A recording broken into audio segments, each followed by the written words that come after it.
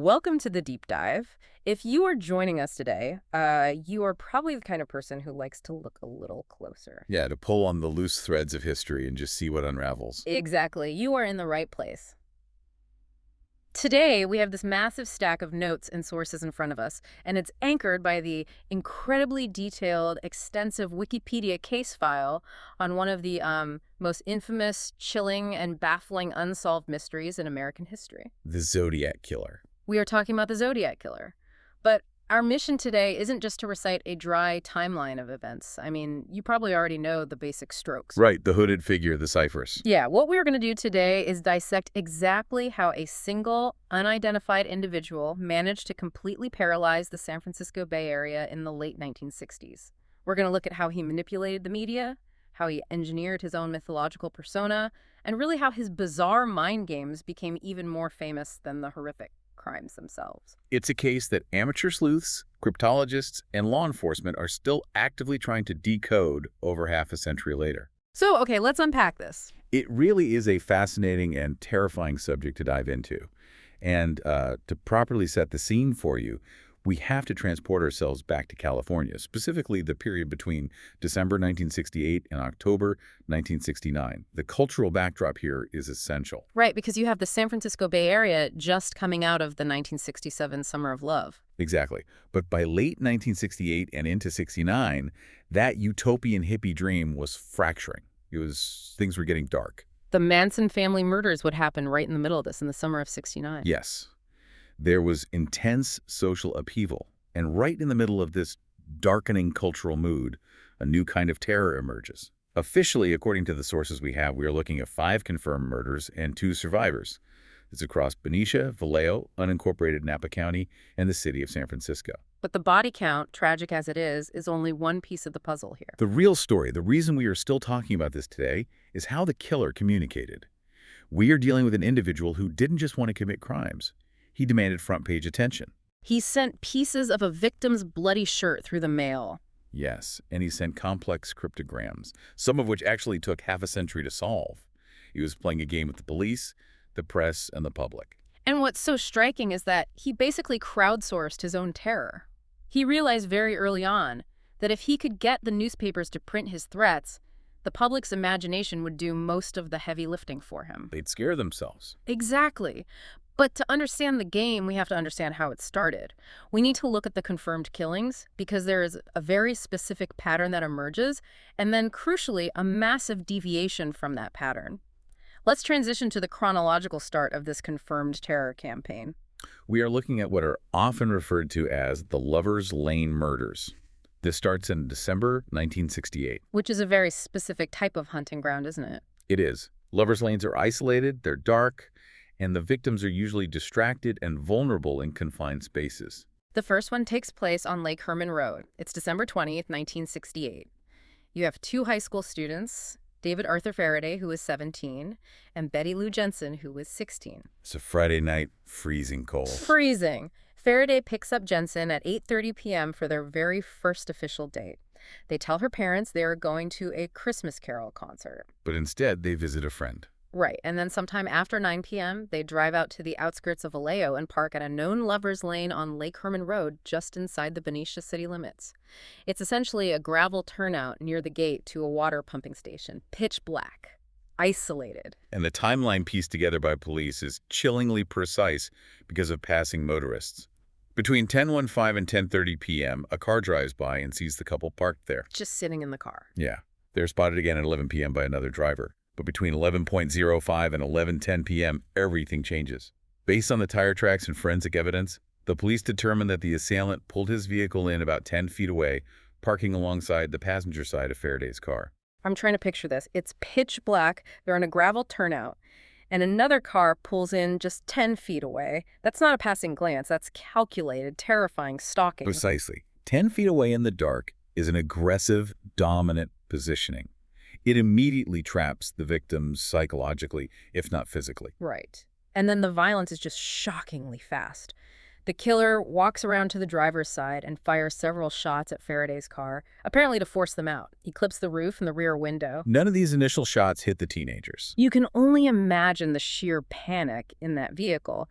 They scramble to get out through the passenger door. Betty Lou Jensen actually makes it out. But as David Faraday is exiting, the killer shoots him point blank in the head with a .22 caliber pistol. Jensen takes off running, fleeing for her life. And the assailant chases her, firing 6 shots at her back. Only one of those 6 shots missed. That detail about the grouping of the shots on a running target in the dark is something investigators noted. It suggested someone who was either incredibly lucky or had significant experience with firearms. They theorized this entire devastating attack took, maybe 2 to 3 minutes? Yeah, 2 to 3 minutes max. The speed and efficiency are hallmarks of a disorganized thrill kill, executed with terrifyingly organized precision. By 11:10 p.m., another motorist spots the bodies and calls it in. Jensen was dead at the scene. Faraday was still breathing but died at the hospital. And the sources note there were no witnesses, no usable tire prints, no footprints because the ground was frozen hard. Yeah. In 1968, police were used to murders having a clear motive: passion, jealousy, robbery. But here, the victims weren't robbed. No. There was no sexual assault. The only motive the police could deduce was that a madman just wanted to kill. Which leaves investigators in a complete forensic vacuum. This intense investigation goes on for months, but no viable suspects emerge. And this brings us to a concept very familiar in criminal psychology. As authors Michael Kelleher and David Van Wise speculated in the sources, serial killers commonly pause to reflect on their actions, especially after their first kill. The adrenaline, the reality of the act, it takes time to process. Exactly. The 7 months that pass between the Lake Herman Road murders and the next attack is considered a classic cooling-off period. During this time, the fantasy that drove the first murder builds back up until it requires another outlet. And that outlet comes on July 4th, 1969, Independence Day. The location is Blue Rock Springs Park in Vallejo, which is just 2 miles away from the Lake Herman Road site. Very close. The victims here are 22-year-old Darlene Ferrin and 19-year-old Michael Mageau. Darlene was actually quite well known in Vallejo. She worked at a popular local restaurant, which is where she met Michael. Now, Darlene was married, but on this night, July 4th, they went out together. Around 11:30 p.m., Darlene receives a phone call at her house. And shortly after, at 11:50 p.m., she arrives at Michael's house to pick him up in her brown Corvair. And this is where the behavior of the killer becomes incredibly brazen and deeply unsettling. Almost immediately after leaving Mageau's house, the couple notices they are being followed. A man in a light-colored car is tailing them. Ferrin drives out of Vallejo toward Lake Herman Road, but shortly before midnight, she pulls into an empty parking lot at Blue Rock Springs Park. Another lover's lane. She parks, or her car stalls. The accounts vary, about 70 feet from the lot entrance. Then another vehicle pulls in and parks about 80 feet to their left. The driver turns off his headlights and just sits there, motionless in the dark. Just sitting there. Mageau actually asks Darlene who the driver is, and she tells him not to worry about it. Then suddenly, the stranger tears out of the parking lot at high speed. You'd think that's the end of it. The creepy guy left. But 5 minutes later, the stranger returns. He pulls back in, parks just a few feet away from Mageau's side of the car, gets out, and walks toward them, shining a remarkably bright flashlight directly into their eyes. Because it's dark and there's a heavy flashlight in their faces, the couple naturally assumes he's a police officer doing a routine check. They actually roll down Mageau's passenger side window to talk to him. And without saying a single word, the stranger opens fire. He uses a 9mm pistol this time, a step up in firepower from the .22 used 7 months prior. One bullet hits Mageau in the right arm, another hits Ferrin in the neck. Mageau frantically tries to get out of the car, throwing himself into the back seat, but his door handle is either missing or has been removed. Then, the killer walks back to his own car, opens the door, and does something Mageau can't quite see. Maybe reloading, maybe putting the gun away. And he doesn't leave. No. As Mageau is still struggling, crying out in pain, the killer returns and shoots both him and Ferrin 2 more times each. Then he calmly hurries back to his car and drives off. A caretaker at a nearby golf course reported hearing the shots around 12:10 a.m. It's just ruthless. The sheer callousness of walking away and then coming back just to ensure maximum damage. 3 teenagers drive into the lot shortly after, see the horrifying scene, and speed off to get help. Police are there by 12:20 a.m. Darlene Ferrin tragically dies at the hospital 20 minutes later, but Michael Mageau survives. And this is the vital detail, because Mageau's survival gives police their very first real description of the phantom they've been hunting. He describes a heavy-set white man, about 5'8" tall pluric, weighing 195 to 200 pounds, with a large face, curly light brown hair, wearing dark clothes and no glasses. But as the sources point out, while the description is helpful, a generic profile of a heavy-set white man with brown hair in 1969 California isn't exactly a smoking gun. It narrows the pool from everyone to tens of thousands of men. Right, it's not enough to make an arrest. Not at all. But Mageau's survival isn't the only major development that night. In fact, what happens next is arguably the true birth of the Zodiac phenomena. Yes. At 12:40 a.m., exactly half an hour after the shooting, the Vallejo Police Department receives a phone call. The caller is at a payphone located at a gas station just a few blocks from the police headquarters. The dispatcher, a woman named Nancy Slover, answers. And the man on the line, speaking in a low, monotonous, almost rehearsed voice, says, "I want to report a double murder. If you go 1 mile east on Columbus Parkway to the public park, you will find kids in a brown car. They were shot with a 9mm Luger. I also killed those kids last year. Goodbye." I also killed those kids last year. He is explicitly taking credit for the Faraday and Jensen murders from 7 months prior. He's claiming his work. The ego is starting to show. It's not just a secret thrill anymore. This isn't just about the thrill of the kill anymore. It's about the credit. It's about establishing a brand. If we view this through the lens of your thesis, that his myth-making was his primary compulsion, this 12:40 a.m. phone call is day one of his media campaign. Absolutely. He can't stand that the police might treat these as two separate, tragic, local crimes. He needs them to know there's a singular monster operating in their city. Now, before we move to the next confirmed attack, we should touch on a theory that the sources mention regarding the specific shooting at Blue Rock Springs. The prior relationship theory. Because, unlike the random nature of the first attack, there has been intense speculation over the years that Darlene Ferrin actually knew her killer. Yes. This has been a massive point of contention in Zodiac lore. Authors Kelleher and News credit the origin of this theory largely to Robert Graysmith's highly influential 1986 book on the case. Graysmith argued for a connection based on interviews with Ferrin's friends and family. And Mageau himself gave somewhat conflicting accounts over the years. At the hospital initially, he said he didn't know the attacker, but much later he allegedly said the assailant's name was Richard. And Ferrin's sister claimed one of Darlene's former boyfriends was an intense older man named Richard who used to bring her presents from Tijuana. There's also that eerie detail where Ferrin tells Mageau not to worry when the mystery car parks near them.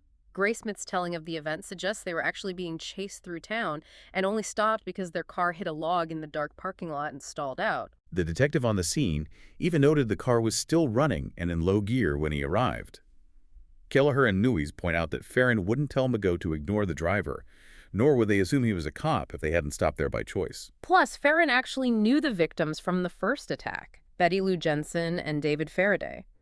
Vallejo is a relatively small town. She lived less than 2 blocks from Jensen and went to the same high school. There's even a photograph from 1966 of Ferrin with an unknown man who bears a striking resemblance to a later composite sketch of the Zodiac. It creates a compelling narrative, certainly, the idea of a stalker escalating to murder. But, as the sources clearly state, and as we must emphasize to remain impartial to the facts, a definitive connection has never been proven by law enforcement. Furthermore, if you look at how the killer behaves moving forward, the stalker theory starts to lose water. In his later letters, the killer only ever dismissively refers to Ferrin as girl. He never claims a personal vendetta. That dismissal is key to understanding his psychology. He dehumanizes his victims. They aren't individuals to him, they are props. They are the ink he uses to write his headlines. And speaking of using victims as props, we see a massive, almost unbelievable escalation in his need for dramatic presentation in his next attack. This brings us to September 1969. Up until now, he has been a creature of the night. Dark roads, quick strikes, vanishing into the shadows. But on September 27, 1969, he changes the rules entirely. Here's where it gets really interesting, because the entire modus operandi, the MO, shifts completely. We are at Lake Berryessa in Napa County. It's broad daylight, 4 p.m. on a beautiful Saturday afternoon. The victims are Brian Hartnell, who's 20 years old, and Cecilia Shepard, 22, both students at Pacific Union College. They are having a peaceful picnic. They are on a small island connected by a sand spit to Twin Oak Ridge. They are just reading, relaxing, enjoying the sun. And Cecilia notices a man watching them from a distance. He's hiding behind some trees, observing them.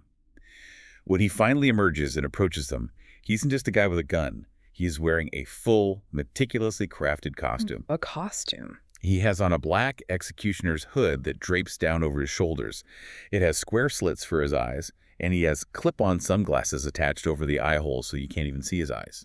And on his chest, he's wearing a bib with a white 3x3-inch symbol, a circle with a cross through it, the crosshairs symbol. He brandishes a gun, which Hartnell believed was a .45 caliber semi-automatic. Let's just pause and think about this for a second. If his only goal is murder, why spend hours sewing a black executioner's hood with a custom logo on the chest? Why wear it in broad daylight in California in September? It's completely absurd, but terrifying. It proves that the theatricality of the event was just as important, if not more important, than the violence. It is absolute theater. He is dressing up as his own mythological persona. And the interaction itself is incredibly bizarre. He doesn't just start shooting like in the previous attacks. He initiates a conversation. He tells them this elaborate, entirely fabricated story. Right, he claims he's an escaped convict from a jail in Deer Lodge, Montana, or maybe Colorado. Hartnell wasn't entirely sure. And he says he killed a guard, stole a car, and needs their car keys and their money to escape down to Mexico. Hartnell actually believes him. He thinks, okay, this is just a robbery. We just need to comply. The guy brings out pre-cut lengths of plastic clothesline, which means he brought bindings with him, premeditating a hostage situation, and he orders Cecilia Shepard to tie up Brian Hartnell. She does, but the killer actually complains that her knots are too loose. He kneels down and tightens Hartnell's bonds himself, then ties up Shepard. So now they are both lying on their stomachs, completely helpless. Hartnell even tries to make small talk, offering him money, telling him he understands his situation. But then the script flips. The killer isn't there for a car or money. He draws a knife, a heavy wooden-handled blade like a bayonet. And the shift here is vital to note from a profiling perspective. Moving from a firearm, which allows distance and detachment, to a knife, which requires physical exertion and extreme proximity, is a sudden, intimate, and horrific shift. He stabs Hartnell 6 times in the back. Then he moves to Shepard and stabs her 10 times. It's just a nightmare. And after this brutal, agonizing attack, he doesn't run. He calmly leaves them there, bleeding on the ground, and hikes 500 yards back up the hill to Knoxville Road, where Hartnell's white Volkswagen Karmann Ghia is parked. And what he does next is his calling card. He walks up to the passenger side door of Hartnell's car, takes out a black felt tip pen, and draws that same crosshair symbol in the door. Beneath it, he writes out a tidy little list. Vallejo 12, 2068, 7469, Sep 2769, 6130, by knife. He is cataloging his own crimes on the victim's property. He is curating his own museum exhibit in real time. It's a level of narcissism that is almost hard to comprehend. Fortunately, a fisherman and his son, who are out on the lake, hear the victim screaming and go to help. In an incredible display of survival and willpower, Brian Hartnell, despite having 6 stab wounds in his back, manages to use his teeth to untie the knots binding Cecilia Shepard's hands, and she then frees him. Park rangers arrive, followed by Napa County deputies Dave Collins and Ray Land. Shepard is actually still conscious when they arrive and gives a very detailed description of the attacker and the bizarre costume he was wearing. Tragically, she lapses into a coma during transport to the Queen of the Valley Hospital in Napa and dies 2 days later. But Brian Hartnell survives. He survives to recount this unbelievable story to the press and the police. And we must talk about the witnesses from earlier that day, because Berryessa was a public place. A dentist and his son had seen a heavyset man watching them from a distance earlier in the afternoon before hurrying off. Around 2:50 p.m., 3 young women noticed a strange man looking at them while they were sunbathing. Because they had potentially seen the killer without his hood on, they worked with a local photographer and artist, Robert McKenzie, to create a composite sketch. The description they gave was a man roughly 6 feet tall, weighing around 200 pounds, with dark hair, which perfectly matched the physical dimensions that Shepard and Hartnell experienced. Napa County Detective Ken Narlow was assigned to the case and worked it obsessively until he retired in 1987. But the killer wasn't done for the day. He wants his credit. He drives 27 miles from the crime scene back into town to a car wash in downtown Napa. At 7:40 p.m., he uses a payphone to call the Napa County Sheriff's Department. The dispatcher, David Slate, answers. The killer says in that same rehearsed drone, "I want to report a double murder. They are 2 miles north of park headquarters. They were in a white Volkswagen Karmann Ghia." And when the dispatcher asks who is calling, the man says, "I'm the one who did it." And he doesn't even hang up the phone. He just leaves the receiver dangling. A local radio reporter actually finds the phone off the hook a few minutes later. Detectives managed to lift a wet palm print from the receiver, but they were never able to match it to a suspect. What this tells us about the killer's psychology is profound. The costume, the script about being an escaped convict from Montana, the lingering on the phone line so they can trace it to the very booth he just stood in, it's all performance. He is feeding his own mythos. He enjoys the panic he's creating as much as, if not more than, the acts of violence themselves. The murders are just the marketing budget for his reign of terror. And if you're trying to build a myth, you can't stay in the rural outskirts forever. You have to take the show to Broadway. Which brings us to October 1969, and another dramatic shift. Just 2 weeks after the brutal knife attack at the lake, he moves straight into the heart of a major bustling metropolis. October 11th, 1969, in the wealthy, quiet Presidio Heights neighborhood of San Francisco. The victim this time is Paul Stine. He's a 29-year-old doctoral student who was working as a cab driver to make ends meet. Around 9:40 p.m., the killer hails Stine's cab in downtown San Francisco near Union Square and gives a destination in Presidio Heights. When they arrive near the intersection of Washington and Maple Streets, the killer asks to be driven 1 block further. At Washington and Cherry Streets, around 9:55 p.m., he puts a 9mm handgun to Stine's head and shoots him once. He then robs him, taking his wallet and keys, but then he does something incredibly gruesome and specific. He carefully tears or cuts a large rectangular piece out of Stine's blood-soaked shirt. He's gathering proof. But this is where one of the most agonizing, frustrating near misses in all of criminal history occurs. 3 teenagers are having a party in a house directly across the street from where the cab is parked. They look out their window and watch this entire thing happen. The killer's face is clearly visible to them under the bright streetlights. They watch him wipe down the interior of the vehicle with a rag. They watch him lean over the front seat and rifle through Stine's pockets. And while this is happening, they are on the phone with the San Francisco Police Department. They tell the dispatcher they see a husky white man, about 25 to 30 years old, with a crew cut, wearing a dark or black jacket. But, and this is just a devastating error that haunts the SFTD to this day, the dispatcher mistakenly alerts the patrol cars that the suspect is a black male. What's fascinating here is the sheer audacity of the killer combined with this massive stroke of blind luck. Just 2 minutes after the dispatch call goes out, 2 patrol officers, Donald Fook and Eric Zelms, are rushing to the scene. They were driving on Jackson Street, just a block or 2 away from the cab. They encounter a husky white man in dark clothes walking north toward the Presidio Army base. He fits the teenager's description perfectly. But because their radio explicitly told them to look for a black suspect, they simply pull their cruiser alongside the white man, roll down the window, and ask him if he's seen anything suspicious. The man casually points and tells them he saw someone waving a gun and heading east on Washington Street. The officers thank him, hit the gas, and speed off in the wrong direction. They actually spoke to him. They were face to face with the Zodiac killer, and they let him walk right into the darkness of the Presidio. It's infuriating. You just want to scream at the historical record.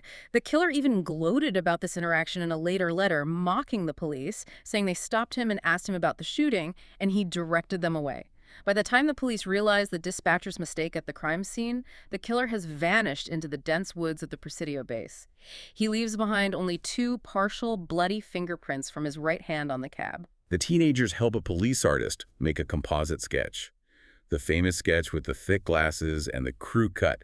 And the 2 officers who stopped the man realize their terrible mistake and help refine that sketch a few days later. SFPD detectives Bill Armstrong and Dave Toski were assigned to the case. And initially, because it's a cab driver who was robbed of his wallet, they think it's just a routine robbery gone wrong. Until 2 days later, October 13. The San Francisco Chronicle receives a letter in the mail. Inside the envelope is a bloody swatch of Paul Stine's shirt.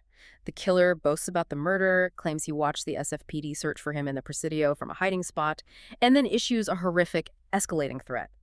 He says he is going to shoot the tire on a school bus and pick off the kiddies as they come bouncing out. He has now proven his ultimate point. He isn't just a phantom of the rural countryside who preys on isolated teenagers. He can strike in the middle of a major city, wipe down a crime scene under a streetlight, literally have a casual conversation with the police while covered in blood, and disappear. And that pivot from physical crimes to psychological warfare is exactly what we need to focus on next. Because while the murders were brutal, tragic, and terrifying, it was the letters that elevated this from a horrific local crime spree to a legendary American mystery. Let's look at how the Zodiac persona was fully born, focusing on his media manipulation and his infamous ciphers. It's important to trace the chronology of the letters. because he was developing his voice. The correspondence actually began back in August 1969, right after the Blue Rock Springs attack, but before Lake Berryessa and the Presidio Heights murder. On August 1st, three different newspapers, the Vallejo Times-Herald, the San Francisco Chronicle, and the San Francisco Examiner, all received nearly identical handwritten letters. The opening line of these letters was incredibly blunt. I am the killer of the two teenagers last Christmas at Lake Herman and the girl last 4th of July. The letters were full of bizarre misspellings, like spelling Christmas with two S's, which became a hallmark of his writing. Some experts think he was uneducated, others think he deliberately misspelled words to throw off linguistic profilers. But these letters provided the first definitive link between those two separate attacks in Vallejo. He provided details only the killer could know, like the brand of ammo used and the number of shots fired. But the letters weren't just confessions. They were an extortion plot. Enclosed in each of the three letters was a different cryptogram, each containing roughly 136 characters. When you combined all three pieces, they formed a single 408 symbol cipher, now known as the Z408. The writer demanded that these codes be printed on the front page of each newspaper by that Friday afternoon. The threat was explicitly clear. If the papers didn't comply, he would cruise around all weekend killing lone people in the night, then move on to kill again until I end up with a dozen people over the weekend. Talk about holding an entire region hostage. The Chronicle, after some debate about giving in to terrorist demands, published its third of the cryptogram on August 2nd. The Vallejo police chief, Jack Stiltz, was quoted in the paper saying he wasn't fully satisfied. The letter was from the real killer, and he publicly asked the writer to send more facts to prove his identity. And the killer, whose ego could not handle being doubted, was more than happy to oblige. On August 4th, the Examiner received another letter, and this is a monumental moment in true crime history. The letter began with a salutation that would become burned into the American consciousness. Dear editor, this is the Zodiac speaking. That is the debut of the persona. It's the first time he gives himself that nickname. He provided Chief Stiltz with minute, unpublished details about the murders, like how he taped a small pencil flashlight to the barrel of his gun for the Lake Herman road attack so he could aim in the dark. He also taunted the police about the three-part cipher, saying, when they do crack it, they will have me. But cracking it didn't give them his name at all. I have to admit, I love the story of how this first code was broken because of who cracked it. It wasn't the massive cryptographic resources of the FBI. It wasn't the CIA, even though both agencies were working on it around the clock. It was cracked on August 5th, just days after it was published, by Donald and Betty Harden, a married couple from Salinas, California. He was a high school teacher. They weren't professional cryptologists. They were just puzzle enthusiasts sitting at their kitchen table over the weekend. It really is a brilliant piece of deductive reasoning by private citizens. To understand what they did, we have to understand the code. The Zodiac used a homophonic substitution cipher. In a simple substitution cipher, one letter equals one symbol, like A equals 1, B equals 2. The problem with that is frequency analysis. The letter E is the most common letter in English, so whatever symbol appears most is probably E. To thwart this, a homophonic cipher gives multiple symbols to common letters. So E might be represented by a square, a triangle, a backward P, and 7 other symbols. It flattens the frequency. So how did the Hardens beat it? Betty Harden was the one who found the breakthrough. She used a cryptographic technique called a crib. Basically, she assumed the killer's massive ego would force him to use the word kill or killing, and that he would probably start the message with the word I. By mapping those assumed letters onto the symbols, looking for the double L in kill, the whole thing started to unravel. It was incredibly astute. But the translation they uncovered wasn't a confession of identity. It was a manifesto of a deeply disturbed mind, steeped in bizarre fantasy. Let me read an excerpt of what the Z408 said, keeping in mind the original misspellings the killer included. I like killing people because it is so much fun. It is more fun than killing wild game in the forest because man is the most dangerous animal of all. The best part of it is when I die, I will be reborn in paradise, and all the youth I have killed will become my slaves. I will not give you my name because you will try to slow down or top my collectiog of slaves for my afterlife. Just chilling. Man is the most dangerous animal. That is a direct reference to Richard Connell's famous 1924 short story, The Most Dangerous Game, about an aristocrat who hunts human beings on a private island. The Vallejo Police Department actually asked a psychiatrist at the California Medical Facility in Vacaville to analyze this decoded message. What do the medical professionals make of this slaves in paradise fantasy? The psychiatric analysis from Vacaville concluded that the writer was suffering from a massive omnipotence complex, likely constructed to mask deep, pervasive feelings of inadequacy. This fantasy of collecting spiritual slaves for an afterlife isn't just a quirky religious belief. It indicates someone who feels incredibly powerless and invisible in his daily reality. The psychiatrist described him as someone you would expect to be brooding, isolated, probably living alone. The killer's written assertion in the cipher that murder was better than getting your rocks off with a girl was seen as a profound expression of sexual inadequacy. He wasn't killing for financial gain. He was killing to feed a grandiose delusion where he was an all-powerful god of life and death. And as the police closed in, especially after he was almost caught in San Francisco, his codes got harder and his threats got wider. This moves us into the era of the 51-year code and his escalating threats. On November 8, 1969, about a month after the Presidio Heights murder, he mails a greeting card to the Chronicle. Inside is another cryptogram, this one with 340 characters. It becomes known as the Z340. And unlike the first one, which was cracked in a few days by a couple in Salinas, the Z340 remained completely unsolved for 51 years. It became one of the holy grails of cryptography.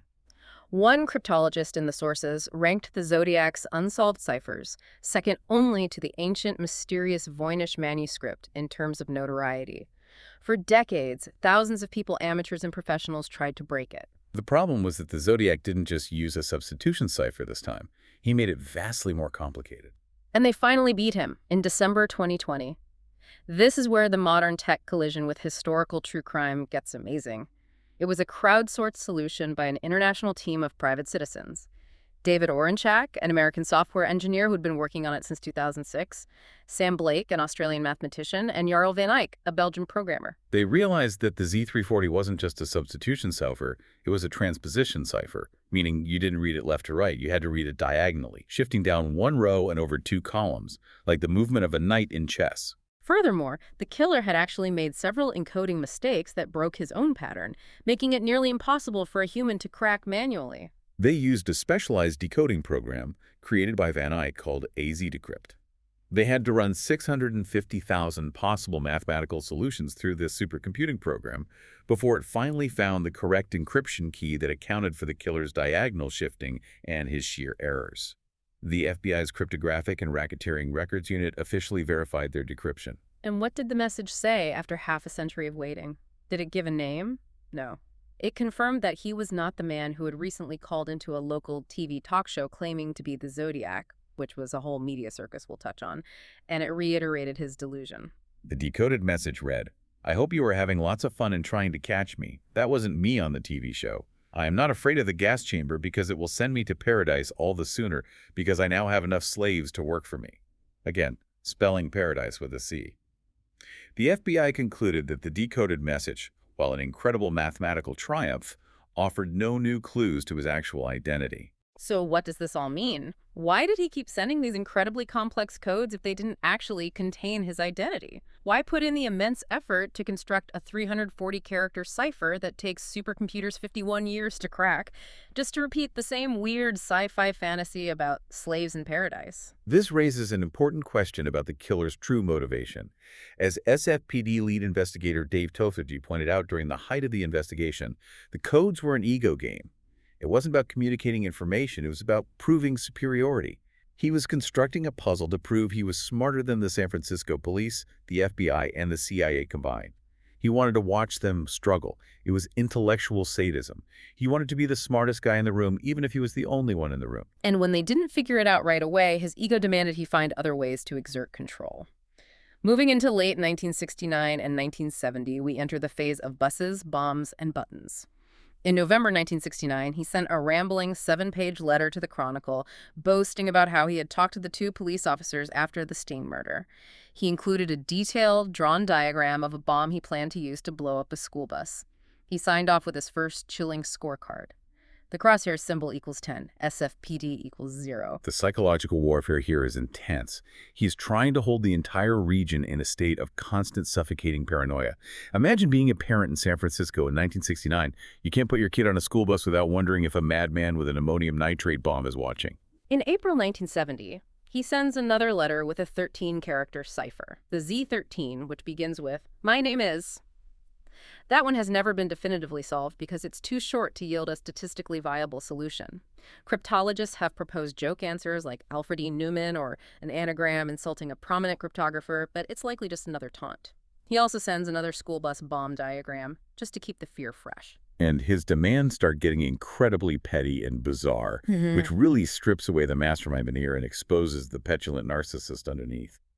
In April and June of 1970, he writes letters furious that the people of San Francisco aren't wearing Zodiac buttons in public to honor him. He literally complains that people are wearing peace symbols and black power buttons, but no one is wearing his symbol. He claims that because people aren't wearing his buttons, he shot a man sitting in a parked car with a .38 caliber weapon. He also sends a Phillips 66 roadmap of the San Francisco Bay Area. On Mount Diablo on the map, he draws his crosshair symbol like a compass rose. He claims that a new 32-character cipher he included, the Z32, combined with the map and the instructions, radians plus number of inches, will reveal where he buried a bomb. The Mount Diablo Code is another masterclass of manipulation. For those who haven't taken high school geometry in a while, a radian is an angle of measure equal to roughly 57.3 degrees based on the radius of a circle. It's a very specific mathematical term. In 1981, a researcher named Gareth Penn deduced that if you lay a radian angle over the map centered on Mount Diablo, one arm points exactly to the Vallejo murder sites and the other points straight to the Presidio Heights murder site in San Francisco. It implies an almost supernatural level of planning, or much more likely, a retroactive fitting of his crimes into a grand mythical narrative he was constantly constructing.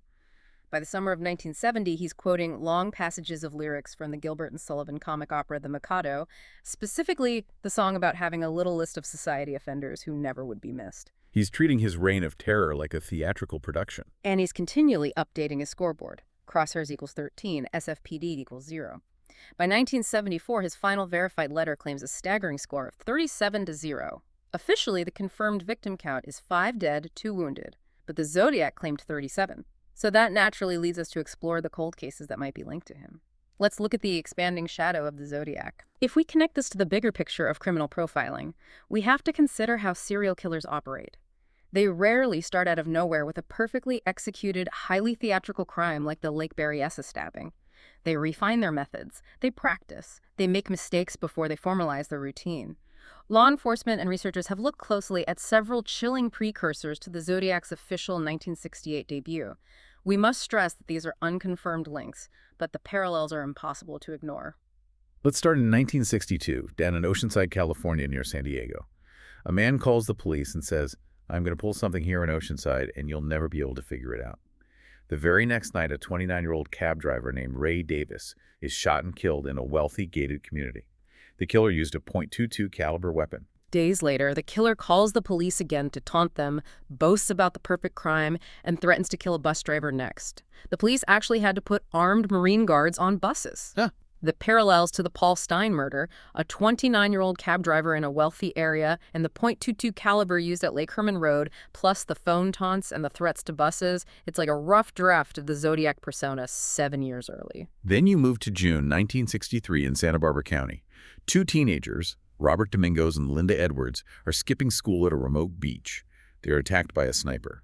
The police investigation deduced that the killer forced them to be bound with pre-cut rope, exactly like the Lake Berryessa MO.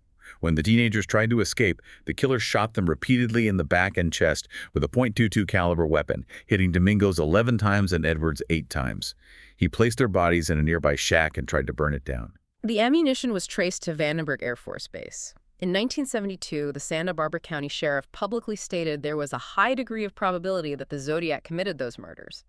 The MO of a daylight attack binding victims with pre-cut restraints is strikingly unique. But the most famous precursor is the tragic murder of Sherry Jo Bates in Riverside, California in October 1966.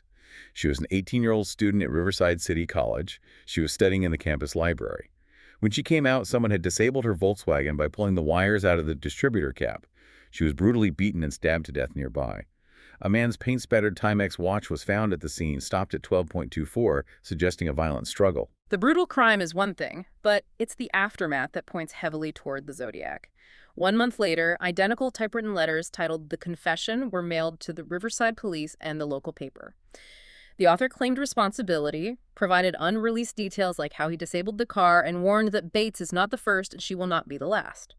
Then, a month after that, a macabre poem titled Sick of Living, Unwilling to Die was found carved into a wooden desk in the college library. It was signed with lowercase initials R.H. Sherwood Morrill, who was California's top question documents examiner at the time, explicitly stated his expert opinion that the handwriting in the poem was unequivocally the Zodiac's. The Zodiac himself later wrote a letter to the LA Times taking credit for his Riverside activity, though he smugly claimed the police were only finding the easy ones. And it wasn't just precursors. There were alleged attacks during his active period, too.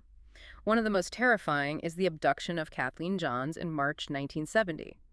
She is 22 years old, 7 months pregnant, and driving down Highway 132 near Patterson late at night with her 10-month-old infant in the car. A vehicle pulls up behind her and starts blinking its lights and honking. A man pulls alongside her and yells that her left rear wheel is loose and wobbling. She pulls over, he gets out, very polite, and offers to fix it with a lug wrench. But of course, he actually loosens the lug nuts entirely. As soon as she tries to drive away, the wheel falls entirely off the axle. The man acts surprised and offers her a ride to a nearby gas station. But he drives right past the station. He drives past several stations. He keeps her captive in his car for 2 hours, driving aimlessly through the dark country roads. When she asks if he always helps strangers this way, he replies coldly, "By the time I get through with them, they won't need my help." He repeatedly threatens to kill her and throw her baby out the window. Finally, he comes to a stop at an intersection, and Johns grabs her baby, leaps out of the car, and scrambles down an embankment to hide in a dark irrigation ditch. The man searches for her with a flashlight, but eventually gives up, closes the door, and leaves. She later catches a ride to a police station, looks up at a wanted poster from the Paul Stein murder on the wall, and says, "Oh my God, that's him! That's the man who picked me up." Her car was later found completely torched, burned to the frame. And sure enough, 4 months later, the Zodiac sends a letter to the Chronicle claiming to have a little list of victims, and specifically mentions the woman and her baby he drove around for a few hours. So were these practice runs? Was he traveling up and down the California coast for a decade, refining his craft from Riverside to Vallejo? Or, in his later years, was he just reading the newspaper and taking credit for other people's crimes to magically pad his score to 37? It's the ultimate problem with a killer who is also a compulsive liar and media manipulator. As psychiatrist David Van Nuys theorized in The Sources, the killer might have suffered from multiple personality disorder, which could explain the wildly fluctuating intensity of his crimes, his changing handwriting styles, and his erratic letter writing over the years. But we have to remain strictly impartial here. Law enforcement has never definitively proven the forensic links between the Zodiac and Davis, Domingos, Edwards, Bates, or Johns. But the shadow of doubt he cast over every unsolved crime in California was entirely intentional. He wanted to own every shadow. Which brings us to our final section, the endless hunt. After all these clues, the survivors' descriptions, the wet palm print in Napa, the bloody fingerprints on Paul Stein's cab, the massive volume of handwritten letters, the taunting phone calls, why was no one ever arrested? Let's talk about the suspects, the cops, and the legacy. Over the decades, the San Francisco Police Department has investigated an estimated 2,500 suspects. But out of all those thousands of names, the only man the police ever officially named as a primary suspect was Arthur Leigh Allen. Allen was a former elementary school teacher and a convicted sex offender who died of a heart attack in 1992. He was on the police radar very early on. They interviewed him repeatedly and executed several search warrants on his properties over a 20-year period. In Robert Graysmith's books, Allen is portrayed as the prime suspect. So much so that Graysmith used a pseudonym for him in the first book to avoid getting sued, calling him Robert Hallstar. Several detectives apparently told Graysmith off the record that Allen was their guy. The circumstantial evidence against him was staggering. He wore a Zodiac brand watch, which uses the Crosshairs logo. He had conversations with a friend in 1968 about writing a novel about a killer who calls himself Zodiac and attaches a flashlight to his gun. He lived in Vallejo, mere minutes from the first 2 crime scenes. When police searched his trailer, they found bloody knives and dissected animals. It's easy to see why investigators were drawn to him. He fit the physical description. He was a large, heavy man, bald but previously had dark hair. But in a court of law, circumstantial evidence isn't enough. The physical evidence just didn't align. Allen vehemently denied being the Zodiac until the day he died. And in 2010, the legendary SFPD detective Dave Toschi stated plainly that all the evidence against Allen ultimately turned out to be negative. His fingerprints didn't match the bloody prints on the cab. Hmm. His handwriting didn't match the letters, even when he was forced to write with both his right and left hands. Later DNA tests on the saliva from the stamps on the letters didn't match him. There was circumstantial noise, a mountain of it, but absolutely no legal proof. And we really have to talk about the toll this case took on the investigators, especially Dave Toshi. He was the face of the SFPD's hunt for the Zodiac. He was the guy in the bow tie and the trench coat who inspired Steve McQueen's character in Bullet. He worked the case alone for years, filling 8 filing cabinets with potential suspects. But the pressure, the constant media scrutiny, and the agonizing frustration of dealing with this phantom who mocked him in the press broke something in him. In 1978, Toshi was actually demoted to the pawnshop detail after it was discovered he had written fake anonymous fan letters to a Chronicle columnist praising his own investigative work on the Zodiac case. It's a tragic, almost Shakespearean footnote to how this case consumed the people trying to solve it. It consumed the culture, too. The killer's catch-me-if-you-can taunts spawned an entire cottage industry of amateur sleuths, often referred to as zodiologists. They hold annual meetings, run massive online databases, and constantly propose new suspects, ranging from disgruntled local businessmen to the Unabomber, Ted Kaczynski. The killer successfully injected himself into the bloodstream of American pop culture. And Hollywood fed right into it. The craziest story from the sources is about the very first movie made about him. In 1971, just 2 years after the last confirmed murder, a filmmaker named Tom Hansen made a low-budget movie called The Zodiac Killer. But he didn't just make it for entertainment. He made it as an elaborate bizarre trap to catch the real killer. He premiered it at the Golden Gate Theater in San Francisco. When the audience came in, they were handed a survey card that said, "I think the Zodiac kills because..." And they were told the best answer would win a custom Kawasaki motorcycle. Unbeknownst to the audience, Hansen had volunteers sitting in a back room, secretly comparing the handwriting on the survey cards to the Zodiac's known letters as they were turned in. Hansen's psychological theory was that the killer's massive ego wouldn't let him miss a movie about himself, and his narcissism wouldn't let him resist filling out a card explaining his own true motives.